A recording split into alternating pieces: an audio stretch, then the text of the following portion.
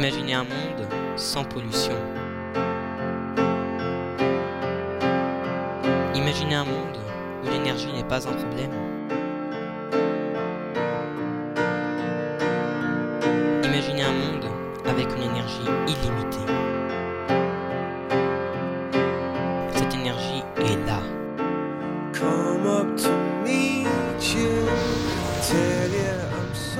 Docteur, vous avez réussi une parfaite fusion.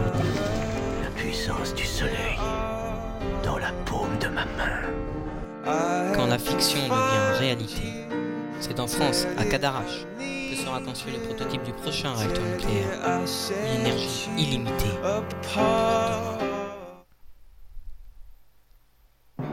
TPE, projet ITER.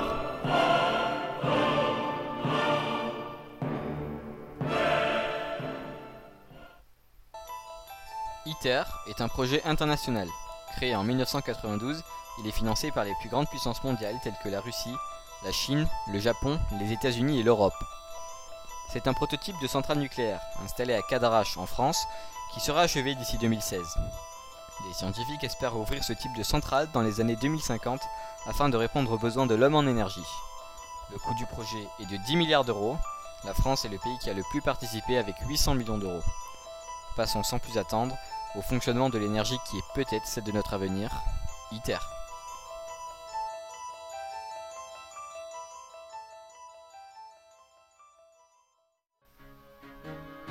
Afin d'appuyer notre TPE, nous avons interviewé Bruno Rouvelou, qui nous accompagnera tout au long de la présentation. Je suis Bruno Rouvelou, professeur à l'Université de Bretagne occidentale, chercheur spécialité matériaux magnétiques. ITER, le fonctionnement.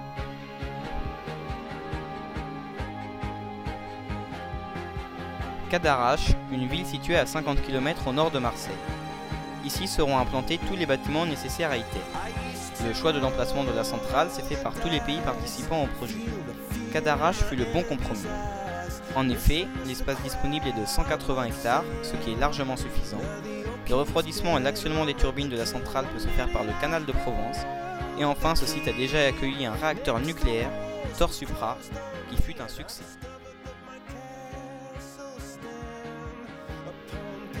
Commençons par le commencement, l'atome. Il est composé d'un noyau, lui-même composé de nucléons, et d'électrons gravitant autour de ce noyau. La force qui maintient la cohésion des nucléons est appelée force nucléaire.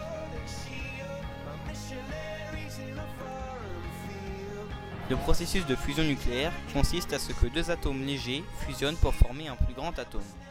Ce processus donne naissance à une très grande quantité d'énergie provenant de la force nucléaire. Sur le Soleil, ce sont 600 millions de tonnes d'hydrogène qui fusionnent chaque seconde pour former de l'hélium.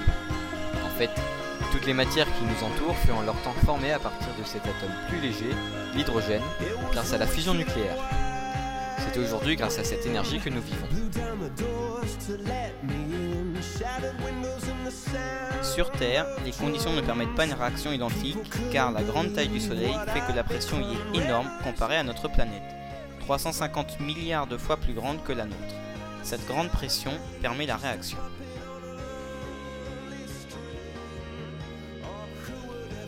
Mais il est par contre possible, sur Terre, de faire réagir le deutérium avec le tritium, tous deux isotopes de l'hydrogène. Ces atomes portés à 150 millions de degrés Celsius fusionnent pour former un atome d'hélium, libérer un neutron, ainsi qu'une très grande quantité d'énergie.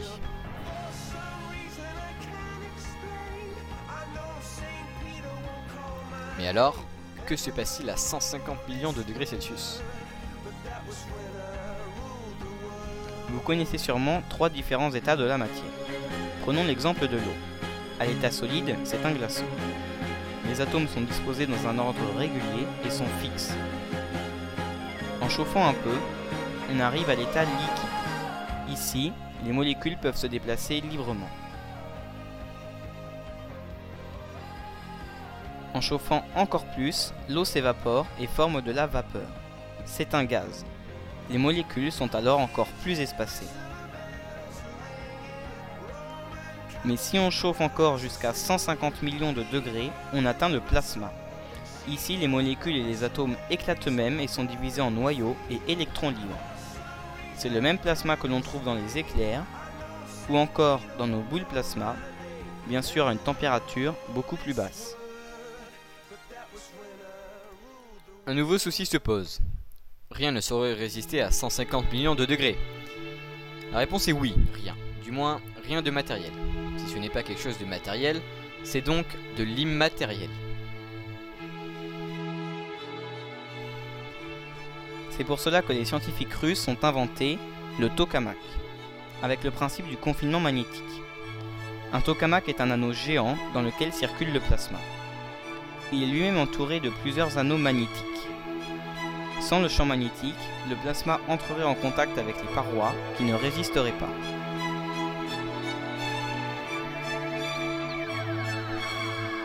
Ainsi, grâce aux anneaux et avec le champ magnétique, le plasma sera sous contrôle des aimants et ne touchera pas les parois.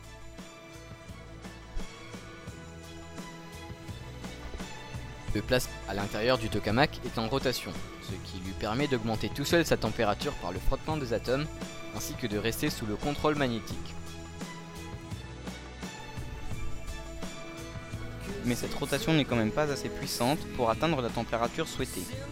Le plasma est donc réchauffé soit par un accélérateur de particules, qui envoie des particules neutres à très haute vitesse produisant ainsi une grande quantité d'énergie dans le plasma, et par un système d'ondes à haute et basse fréquence, tel que l'on pourrait trouver dans nos micro-ondes.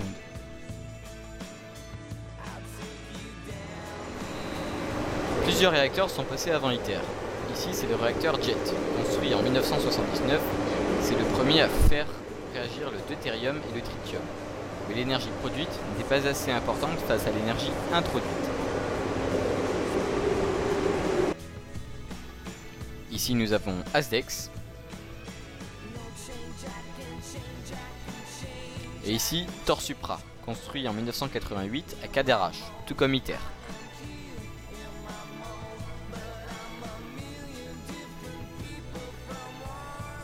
MAST, projet européen construit en 1999.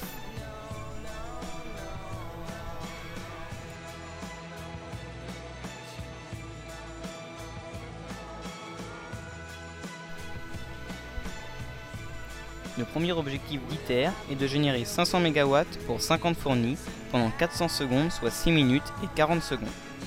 Pour l'instant, le record est une production de 16 MW pour une puissance fournie de 25 MW, et ceci pendant 1 seconde. Il est détenu par le tokamak européen JET. Le second objectif d'ITER est de générer 250 MW pour 50 fournis, et ceci pendant 1000 secondes, soit 16 minutes et 40 secondes.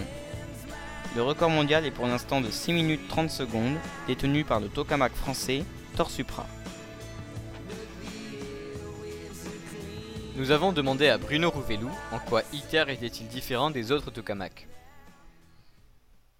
Thor Supra, il travaillait en fait sur les problèmes de durée du plasma, de maintenir le plasma pendant une certaine durée, alors que JET était le prédécesseur de ITER. Le but du jeu, c'était d'atteindre le point d'ignition, c'est-à-dire on allait travailler en fait sur l'énergie. Il y avait d'un côté un projet européen qui travaillait au JET à Londres et qui avait pour but d'avoir la plus grande énergie, alors que Thor Supra, lui, c'était plus sur la stabilité du plasma. Donc ITER, lui, c'est bien sûr pour bénéficier à la fois, on va dire, de l'expérience de Thor Supra et du JET.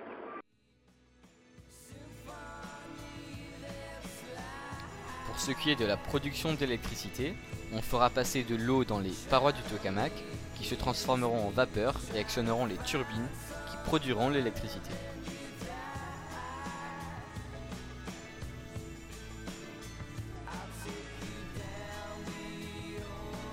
ITER, une solution pour l'environnement. La population mondiale est confrontée à plusieurs problèmes majeurs qui vont rendre la vie des humains sur Terre beaucoup plus pénible.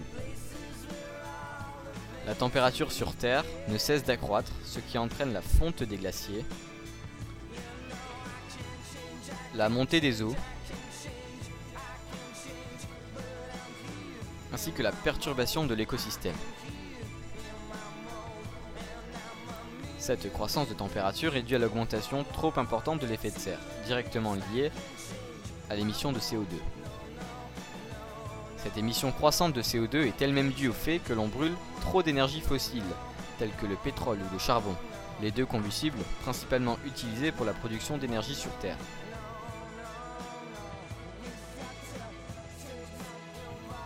Mais la consommation d'énergie par personne augmente, et pour couronner le tout, la population mondiale ne cesse d'accroître, ce qui aggrave tous ces facteurs. Bruno Rouvelou nous a donné son avis quant à l'intérêt de la fusion par rapport à la fission. Tout d'abord, les gains énergétiques étaient bien meilleurs. Et surtout, a priori, les déchets nucléaires sont beaucoup moins dangereux. Les deux principales sont là, et puis le fait est qu'en termes de ressources, l'uranium touche à sa fin, alors que l'uranium qui est le composant utilisé pour la fission, alors que les composants envisagés pour la fusion, deutérium, tritium, bref, de l'eau lourde, il y a des capacités de matière sur la Terre qui sont quasi inépuisables. C'est tout au moins ce qui est vendu par tous ces projets. Contrairement à la fission, la fusion nécessite des réactifs abondants. En effet, le deutérium est présent dans l'eau, il peut donc être extrait de l'eau des mers, et ce n'est sûrement pas ce qui manque. Le tritium, lui, se fait à partir du lithium, qui est le 33e élément le plus abondant sur Terre. La quantité de combustible nécessaire à la fusion dans une centrale est minime. En effet, avec 2 litres d'eau et 250 g de lithium, on aurait assez de combustible pour répondre aux besoins en énergie de tout un foyer pendant 1 an. Les ressources disponibles de deutérium et de lithium pourraient suffire à fournir de l'énergie pendant des millions d'années à toute la planète. Pour ce qui est des déchets radioactifs, le deutérium et le lithium ne le sont pas. Par contre, les neutrons dégagés lors de chaque réaction bombardent les parois qui ont une durée de radioactivité d'une très courte durée, environ 12 ans, alors que l'uranium, nécessaire à la fission, est radioactif pour plusieurs milliers d'années. Enfin, contrairement au charbon et au pétrole, la fusion ne présente aucune émission de CO2.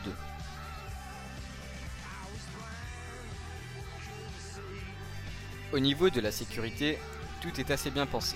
Tout d'abord, la centrale de fusion présente une structure de confinement ne laissant pas s'échapper les substances radioactives. Ensuite, en cas de problème, il suffit de couper une arrivée de combustible pour que toute la réaction s'arrête, tel que l'on peut le voir dans la vidéo. Enfin, lors d'un accident interne, la quantité de tritium libérée serait si minime qu'il ne serait pas nécessaire de procéder à une évacuation de la population. Nous avons demandé à notre chercheur si ITER était-il selon lui un projet d'avenir. Un projet d'avenir, un projet sur l'avenir, un pari sur l'avenir certain, un projet d'avenir, là il y a effectivement quelques polémiques là-dessus, c'est-à-dire qu'il y a énormément de problèmes technologiques, on en a évoqué 2. On sait que sur le papier, a priori c'est possible, puisque la bombe thermonucléaire existe, que le soleil ça marche, c'est un pari sur l'avenir maintenant, il y a les traiteurs diront que ça a un coût énorme et qu'il y a d'autres voies qui ont été négligées, etc. etc. Honnêtement, je ne suis pas même de dire qui a raison, qui a tort, à supposer que quelqu'un ait réellement raison ou tort. Non, c'est un pari sur l'avenir, voilà.